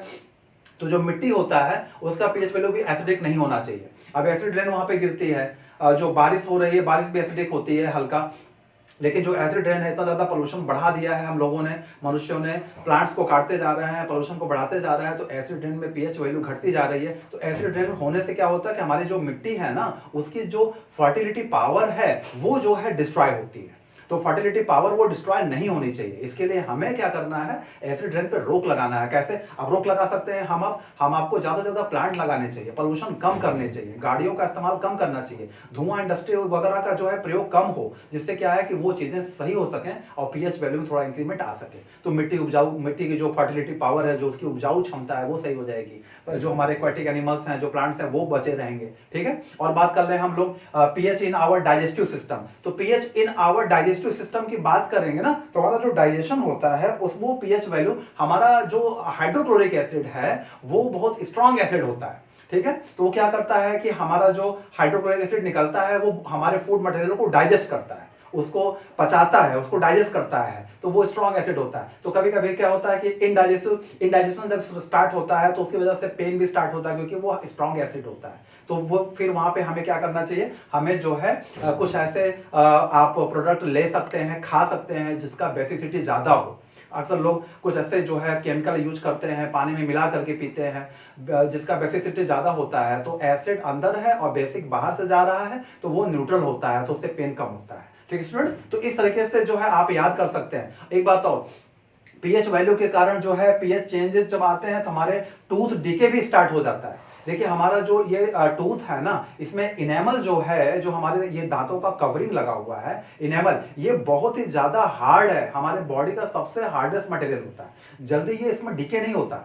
लेकिन आप सोचो जरा, हमारे माउथ का जो पीएच वैल्यू है अंदर का वो 6.5 से 7.5 के बीच में होता है, जो मैंने अभी यहाँ लिखा सलाइवा के केस में, तो इतना होता है, तो उससे कोई दिक्कत ज्यादा नहीं आती, वो ऑलरेडी इतना होना चाहिए। लेकिन जब क्या होता है कि फूड मटेरियल वगैरह हमारे खाने का जो हमने खाया है दांतों में फंसे रह जाते हैं, और उनकी सफाई जब अच्छे से नहीं हो पाती है तो फिर वहां पे बैक्टीरिया पनप जाते हैं, और जब बैक्टीरिया पनप जाते हैं तो वो क्या करते हैं कि हमारे जो है फूड मटेरियल में वो मिक्स होते हैं, और उसके बाद फिर वो एसिडिटी को बढ़ाते हैं, क्योंकि वो एसिड प्रोड्यूस करते हैं। तो वो क्या करते हैं, हमारे माउथ का जब एसिडिटी बढ़ेगा ना, तो उसमें उस समय क्या होगा कि पीएच वैल्यू जब घटने लगती है तो पीएच वैल्यू आ जाती है 5.6 से कम, 5.5, और जब 5.5 की रेशियो में पीएच वैल्यू आपके माउथ का हो जाएगा तो टूथ डीके स्टार्ट हो जाएगा, दांतों का गलना स्टार्ट हो जाएगा, दांत गल जाएंगे। तो कहने का मतलब है कि हमें दांत साफ रखना चाहिए, उसके लिए क्या करना है, सिर्फ ब्रश करना अच्छे से, और खाना उसमें भोजन के जो पार्टिकल होते हैं ना वो उसमें फंसा नहीं होना चाहिए।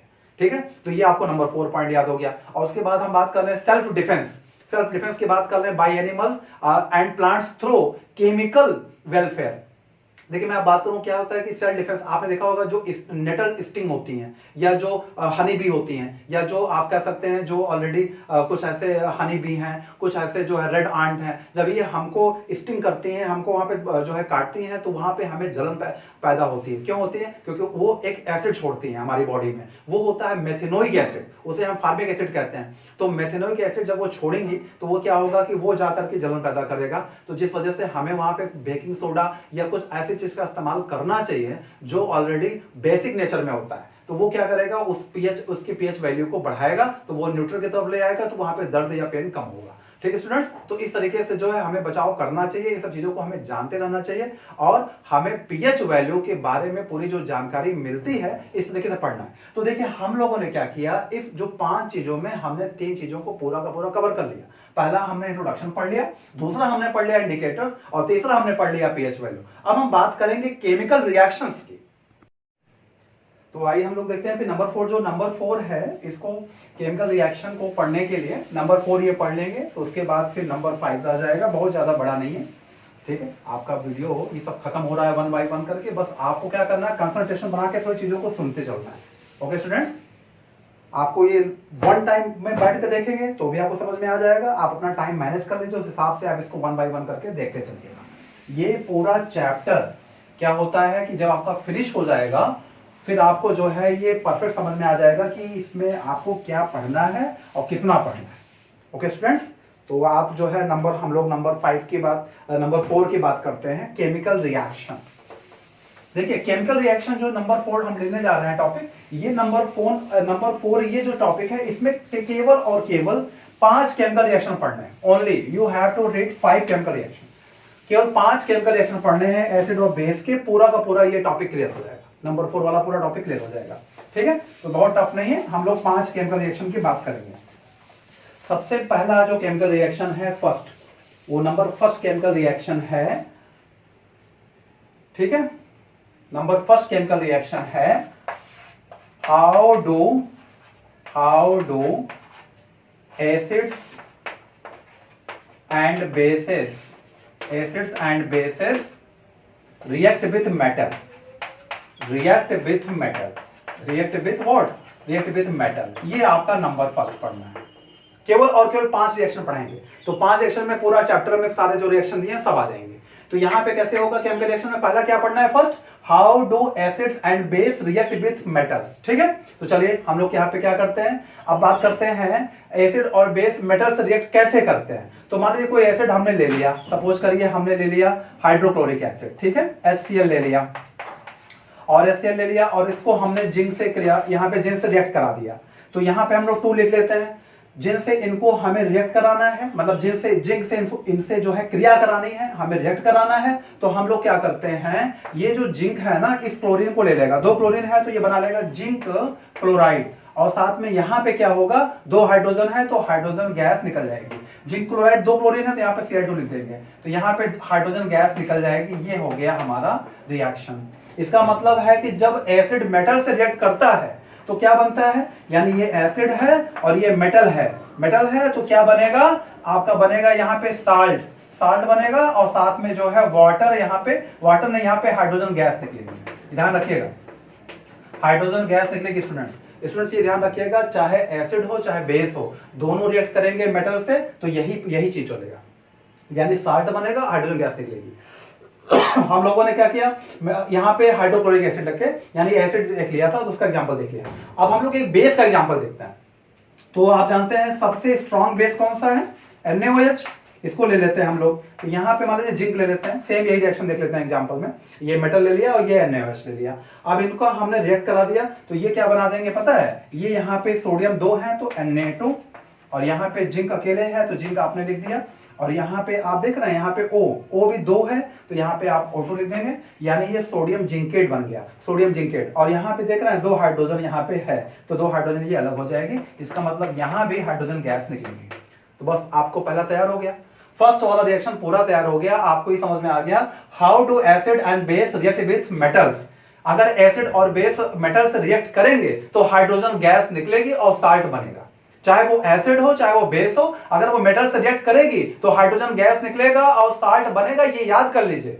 यानी एसिड और बेस अगर रिएक्ट करते हैं मेटल से तो क्या बनता है, हाइड्रोजन गैस बनती है, और वहां पे जो है साल्ट भी बनता है, हाइड्रोजन गैस निकलती है आप कह सकते हैं, और वहां पे साल्ट भी बनता है। तो देखिए यहाँ भी साल्ट बना है, यहाँ भी साल्ट बना है।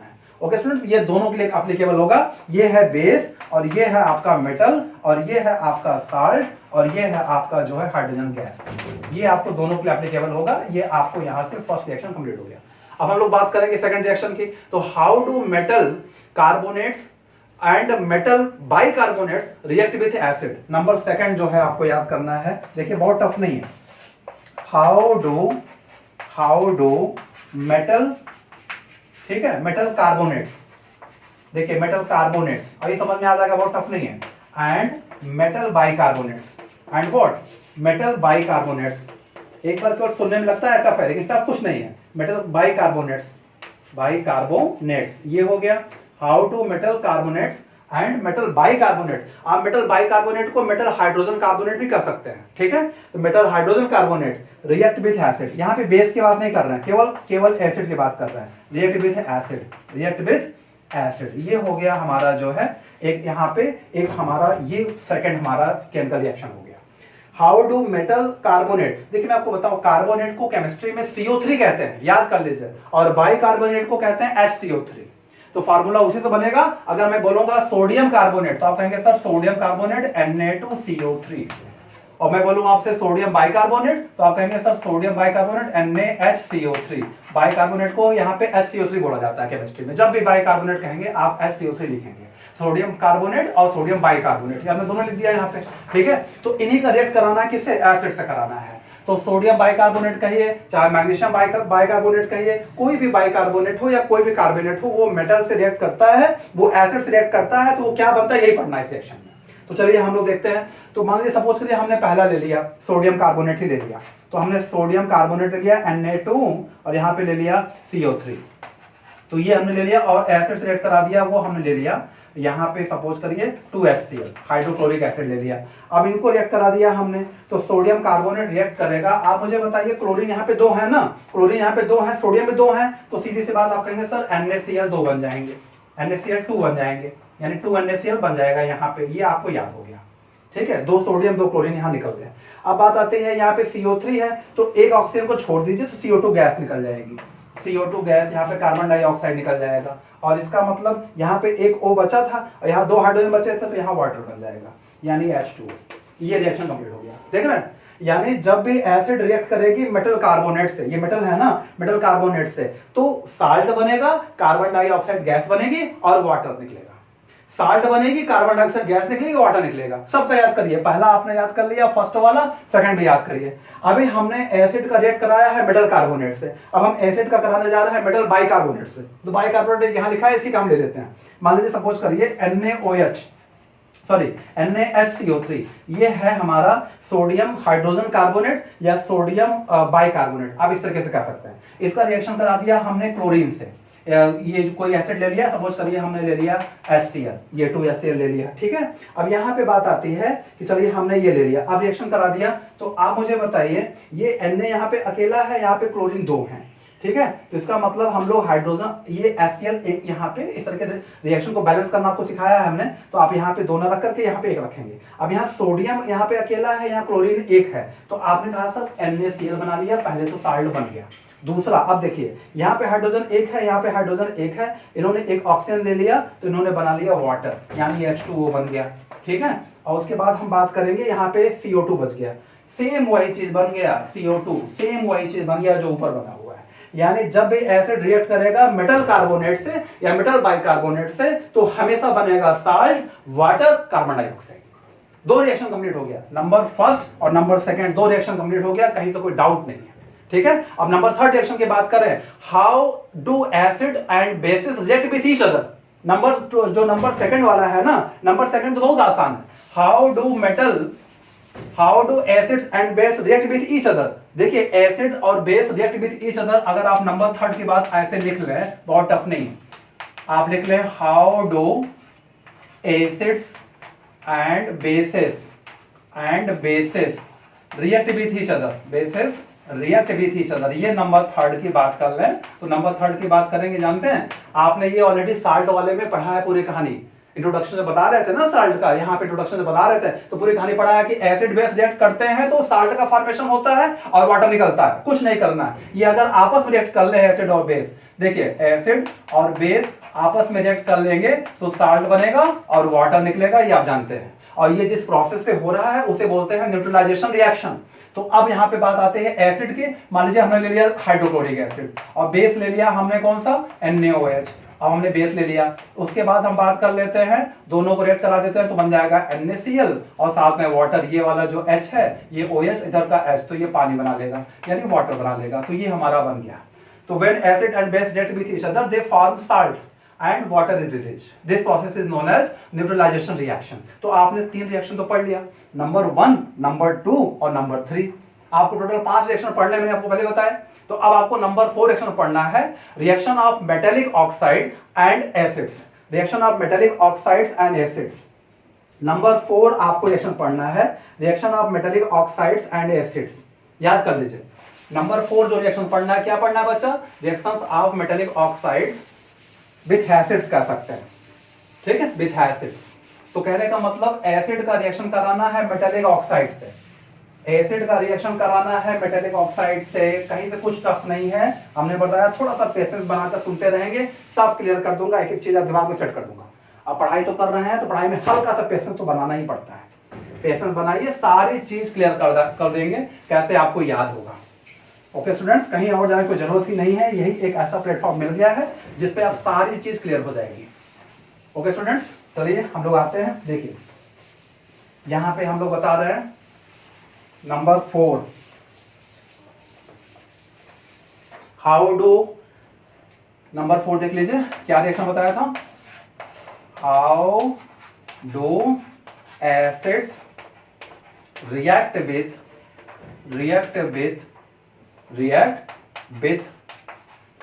मेटेलिक ऑक्साइड, बस यही याद कर लीजिए, मेटेलिक ऑक्साइड, ठीक है।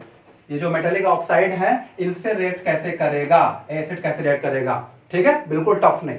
मेटेलिक ऑक्साइड से एसिड रिएक्ट कैसे करेगा, देखिए मान लीजिए सपोज करिए हमने जो है कोई मेटेलिक ऑक्साइड ले लिया, सपोज करिए हमने यहाँ पे सोडियम ऑक्साइड ले लें या जिंक ऑक्साइड ले लें, कोई भी ले लें। अगर हमने मान लीजिए जिंक ऑक्साइड ले लिया, सपोज करिए जिंक ऑक्साइड ले लिया, और हमने जो है यहाँ पे एसिड ले लिया हाइड्रोक्लोरिक एसिड, ठीक है, 2HCl, ये देखिए ले लिया ना। अब क्या है, बहुत सिंपल है, 2 क्लोरीन है ना यहाँ पे, जिंक उनसे रिएक्ट कर लेगा, बना लेगा ZnCl2, और यहाँ पे हाइड्रोजन 2 है, एक ऑक्सीजन बच रहा है, वो बना लेगा वाटर। इसका मतलब है कि जब एसिड रिएक्ट करेगा मेटेलिक ऑक्साइड से, मेटेलिक ऑक्साइड है ना, मेटल और ऑक्सीजन दोनों को कहा जाता है मेटेलिक ऑक्साइड, मेटेलिक ऑक्साइड है तो मेटेलिक ऑक्साइड से रिएक्ट करेगा तो आप समझ लीजिए कि वहां पे साल्ट बनेगा, वाटर बनेगा।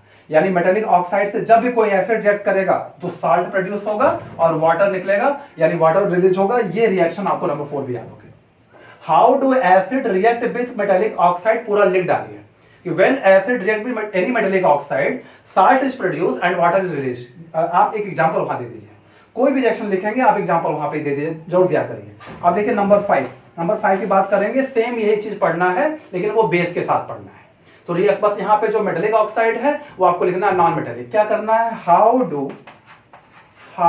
डू यहाँ पे बेस कर लीजिए, how do basis react with non metallic oxide,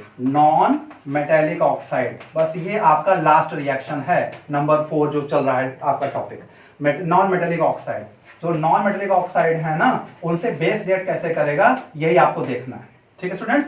तो यहां पे आ गया how do basis react with non metallic oxide. देखिए ऐसा ऑक्साइड जो मेटेलिक नहीं है। एग्जांपल में हम बात करते हैं CO2, ये एक नॉन मेटेलिक ऑक्साइड ले लिया, ठीक है। अब नॉन मेटेलिक ऑक्साइड ये हो गया। किसी बेस की बात कर ले तो हम बेस की बात कर ले, लाइम वाटर ले लेते हैं, मान लीजिए CaOH, ये आप जानते हैं lime water, caustic soda, caustic potash सब बेस ही है।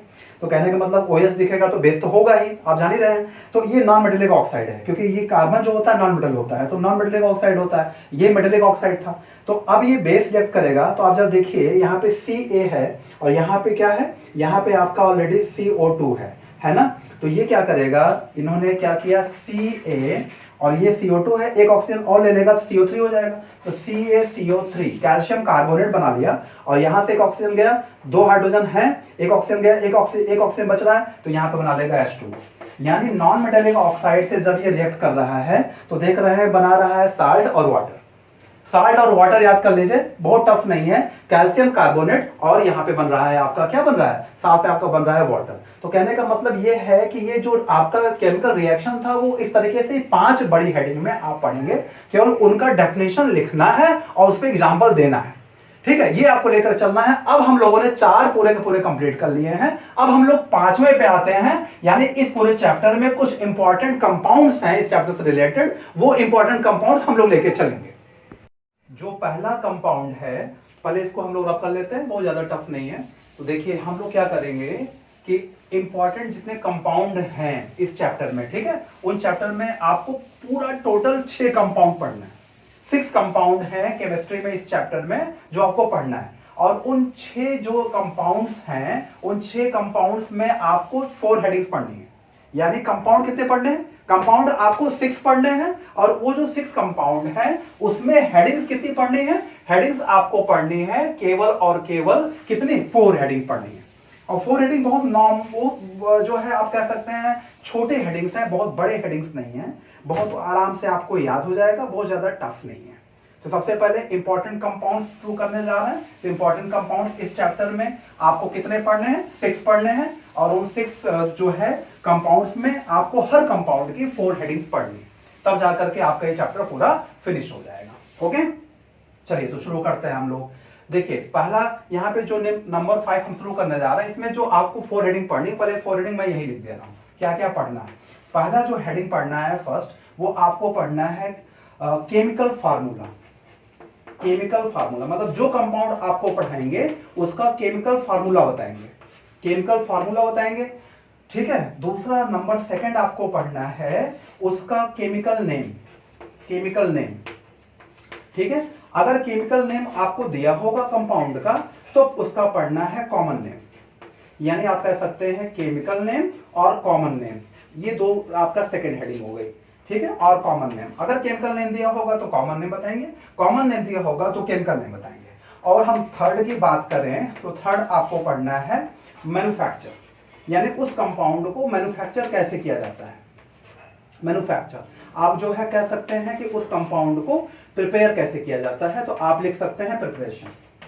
आप चाहे मैन्युफैक्चर कहें चाहे प्रिपरेशन कहें, एक ही चीज है, ठीक है। और नंबर 4 पढ़ना है, नंबर 4 पढ़ना है आपको यूज, बस जो कंपाउंड बताएंगे उसका यूज बताएंगे, उसका यूज क्या है। तो ये आपको 4 हेडिंग में वो कंपाउंड खत्म होंगे, बहुत टफ नहीं है। नंबर फर्स्ट हम लोग शुरू करते हैं।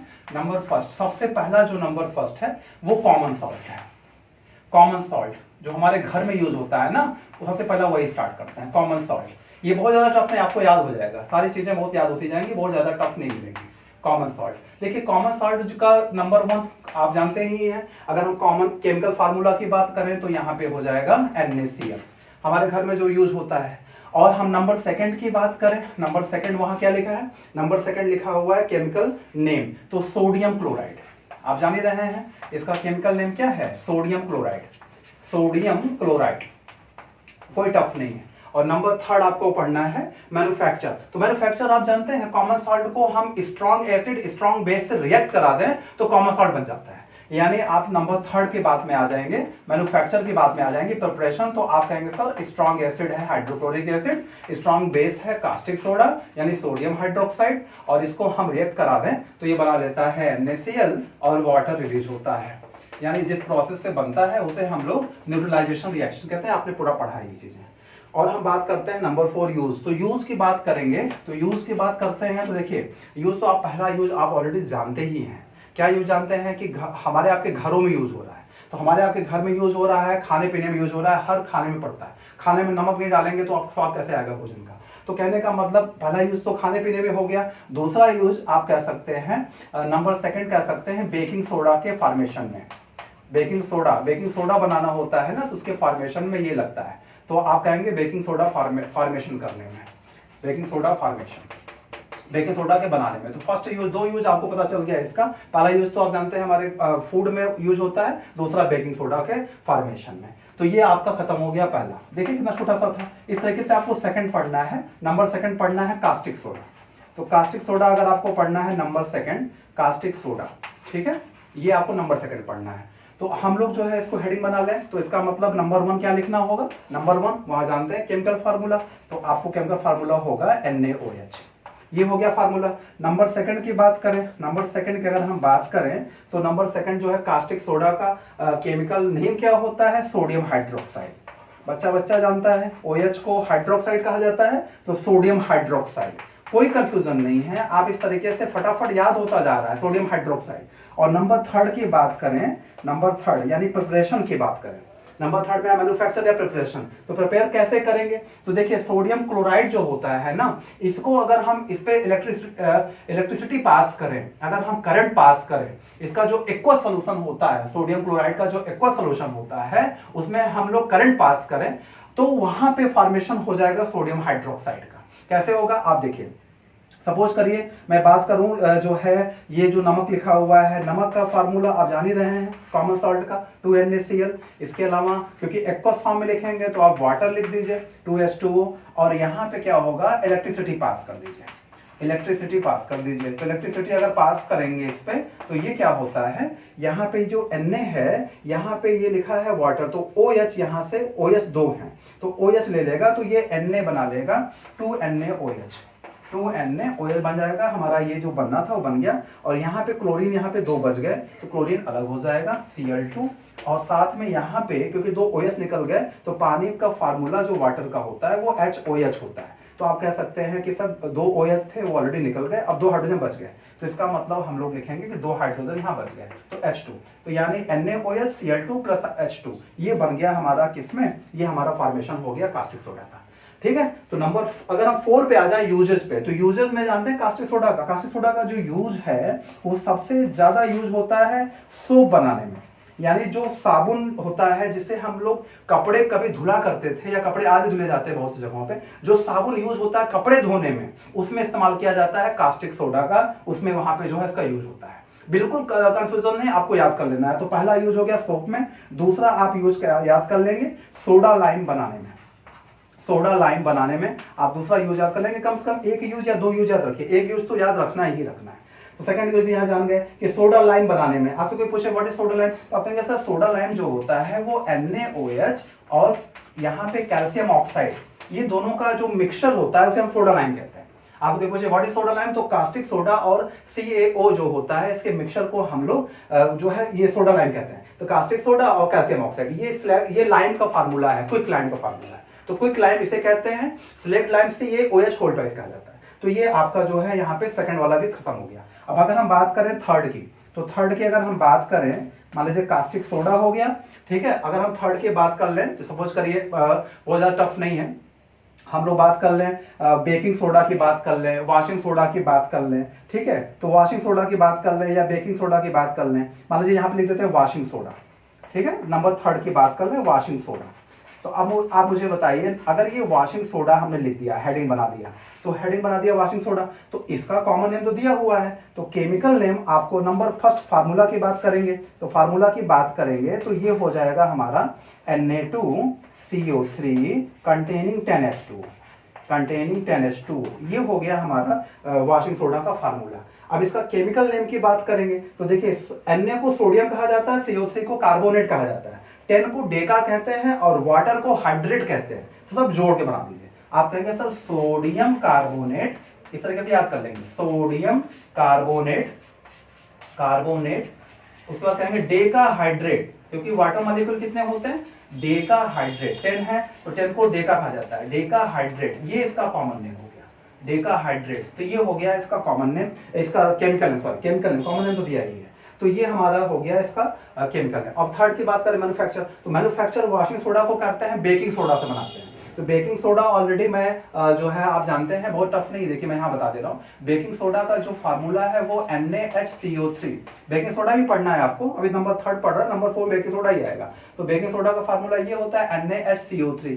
अब इससे हमें बनाना है क्या, इससे हमारा बनाना है ये आपका फार्मूला। तो इसको हम लोग सिंपल और कुछ नहीं करेंगे, केवल जो है यहाँ पे हम ट्वाइस लगा देंगे और ट्वाइस लगाने के बाद केवल हल्का सा जो है इसको हीट कर देते हैं, हल्का सा हीट करेंगे तो यहाँ पे क्या होगा, हीट का सिंबल होता है ये, तो ये बन जाता है हमारा Na2, क्योंकि ऑलरेडी सोडियम कितने हैं, सोडियम यहाँ पे 2 हैं और CO3, सोडियम के साथ ये CO3 अटैच हो जाएगा, यहाँ पे Na2CO3। अब देखिए यहाँ पे दो H ऑलरेडी बच रहे हैं और यहाँ पे जो है आप जानते हैं CO3, तो यहाँ पे एक कार्बन डाइऑक्साइड बनेगा, क्योंकि CO3 में 2 है, CO3 2 है तो यहाँ CO2 ऑलरेडी वहां से निकालेंगे, एक CO3 तो चला गया है और एक CO3 जो बचा उसने CO2 निकाल लिया और एक ऑक्सीजन बच रहा है, 2 हाइड्रोजन बच रहा है, तो वाटर भी बनेगा, इसका मतलब H2O।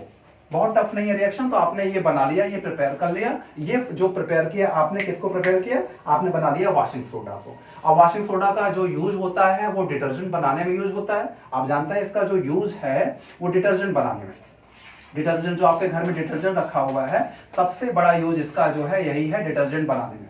आपसे कोई पूछे what is the use of washing soda, तो आप कहेंगे सर डिटर्जेंट बनाने में। और एक यूज और जानते रहिए, पेट्रोलियम रिफाइनिंग करने में, पेट्रोलियम रिफाइनिंग, ये तो आप जान गए, manufacture of in the manufacture of detergent. और पेट्रोलियम रिफाइनिंग में भी इसका यूज होता है, पेट्रोलियम रिफाइनिंग में भी यूज होता है, तो पेट्रोलियम रिफाइनिंग हो गया। ये जाकर के हम लोगों ने 3 पूरा जो है पढ़ लिया, 3 इस तरीके से पढ़ लिया, बहुत ज्यादा टफ नहीं है। तो हम लोगों ने 1 बाय 1 करके पढ़ा। पहला पढ़ा कॉमन सॉल्ट, दूसरा पढ़ा कास्टिक सोडा, और नंबर 3 पढ़ लिया हम लोगों ने। नंबर 3 क्या पढ़ लिया? नंबर 3 पढ़ लिया हम लोग वॉशिंग सोडा। ठीक है, बहुत ज्यादा टफ नहीं। इस तरीके से हम लोगों ने 1 बाय 1 करके पूरा का पूरा जो है ये याद करते चले जा रहे हैं। ठीक है, तो कंपाउंड्स हैं, बहुत टफ नहीं है, कंपाउंड्स आपको याद हो रहे हैं। 2-3 कंपाउंड और बचे हैं, उनको भी देख लेते हैं। लास्ट एंड फाइनल खत्म होने वाला है। जैसे इतना पेशेंस बनाया है ना, वैसे आप बस थोड़ी देर और सुन लेंगे, पूरा का पूरा याद हो जाएगा। क्योंकि क्या होता है, जब पूरा चैप्टर खत्म कर रहे हैं तो चैप्टर को पूरा खत्म करना जरूरी होता है, और उसको बीच में छोड़ना ठीक नहीं होता है। बीच में छोड़ेंगे तो उससे क्या होता है कि वो रिदम हट जाता है। ठीक है, तो आपको जो है बस ये चैप्टर को अगर आपने अपनी लाइफ में इस वीडियो को 2-3 बार देख लिया ना अपने क्लास 10 के उसमें, तो आपको ये चैप्टर पूरा का पूरा एकदम याद हो जाएगा, लर्निंग हो जाएगी अच्छी खासी। फिर आपको जो है बनाना लिखना है, और लिख करके आराम से जो है आप अच्छे मार्क्स ला देंगे। ओके स्टूडेंट्स, बहुत टफ नहीं है। हम लोग चलते हैं नंबर 4 की तरफ। नंबर 4 जो कंपाउंड है, नंबर 4 जो कंपाउंड है वो है हमारा कौन सा, आप जानते हैं, वो है नंबर 4। नंबर 4 की बात करें तो वो बेकिंग सोडा ले लेते हैं। देखिए बेकिंग सोडा जो है, बेकिंग सोडा, हमने वॉशिंग सोडा की बात कर ली है, अब बेकिंग सोडा की बात कर लें। तो बेकिंग सोडा का ये कॉमन नेम लिखा है। इसका जो फार्मूला होता है वो होता है NaHCO3। ठीक है, NaHCO3 होता है। अब हम बात करें बेकिंग सोडा की, तो NaHCO3 है ये, और इसको हम लोग जो है केमिकल नेम की बात करें तो केमिकल नेम इसका होता है सोडियम। Na को सोडियम कहा जाता है, Na को सोडियम कहते हैं। ठीक है, और यहाँ पे H को कहते हैं हाइड्रोजन। H को क्या कहते हैं? हाइड्रोजन। तो सोडियम हाइड्रोजन, CO3 को कार्बोनेट कहते हैं, तो कार्बोनेट, ये हो गया इसका पूरा नाम, सोडियम हाइड्रोजन कार्बोनेट। कभी कभी सोडियम बाइकार्बोनेट भी कहा जाता है, H को बाई भी बोलते हैं, तो सोडियम बाइकार्बोनेट, ये इसका केमिकल नेम हो गया। अब थर्ड बात कर लें। थर्ड अगर बात करें इसका प्रिपरेशन कैसे करेंगे, इसका प्रिपरेशन बहुत टफ नहीं है। इसमें क्या होता है कि 3-4 कंपाउंड को ऐड करेंगे तब जाके ये बनेगा। तो सबसे पहले हम बात कर लें जो है सब जो हमने पढ़ा था सोडियम क्लोराइड की बात कर लें। इसमें हम लोग वाटर मिला दें, है ना, H2O। इसके अलावा कार्बन डाइऑक्साइड और अमोनिया का भी यूज होता है इसमें, कार्बन डाइऑक्साइड और अमोनिया का भी यूज होगा। तब जा करके ये 4 कंपाउंड इनको ऐड करना पड़ता है। ठीक है, तो इनको ऐड करेंगे तो ये बनेगा क्या, वहां भी आप एरो बना के लिख सकते हैं, यहाँ भी। तो यहाँ बनेगा क्या, ये Na जो है, ये Na है यहाँ पे। अब यहाँ पे आप देख रहे हैं जो कंपाउंड हमें बनाना है, पहले हम लोग क्या करते हैं, इसको यहाँ पे N लिख लेते हैं। तो देखिए यहाँ पे 3 है ना ऑलरेडी, तो एक हाइड्रोजन इसमें से अगर हम लेंगे तो NH4 हो जाएगा। कितना हो जाएगा? NH4। और क्लोरीन यहाँ से ले लेंगे तो Cl। ठीक है, अभी यहाँ पे OH बचा हुआ है।